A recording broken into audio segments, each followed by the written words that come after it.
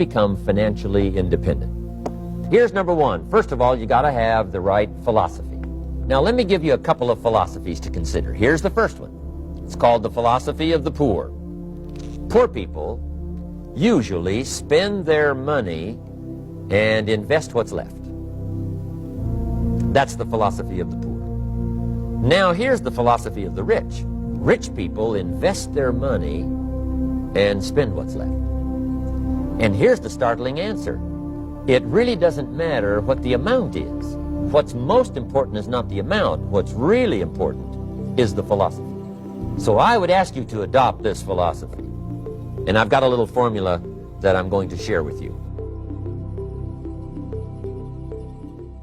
Now, what should a child do with $1? Here's one opinion. It's only a child and it's only $1. What difference does it make? Well, in my opinion, it makes all the difference in the world.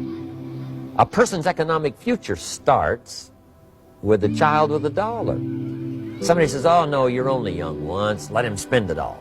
Well, when would you hope that would stop?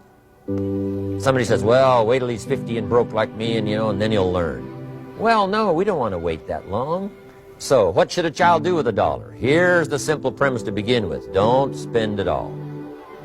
And if a child wants to spend the whole $1, you got to say, hey, don't spend it all. They'll say, why not? It's my $1. I earned it. You say, I know you earned it, but don't spend it all. They'll still say, why not? Say, let me show you why not. So you put them in your car, take them to the other side of town, and show them where people live that spend the whole $1. You just drive them around. Kids learn best by visual. Just drive around and say, would you like to live here? Kid says, no. Would you like to live like these people live? Kid says, no, no. Then you can't spend the whole $1. So, kids will get the message. So, take them to the other side of town and show them around, unless you already live there, and then just show them around.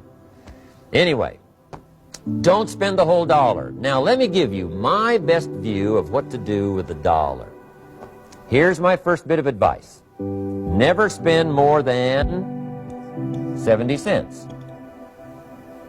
Never spend more than 70 cents. Now, kids say to me, well, okay, what do I do with the other 30 cents? And here's what I teach them. 10 cents for charity. 10 cents out of every $1. It's called being generous. Okay, next 10 cents I call active capital. Active capital means do something to make a profit. Wages are okay, but I'm telling you, wages will make you a living. Profits will make you a fortune.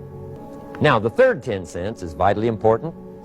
I call it passive capital. Capital you let somebody else use.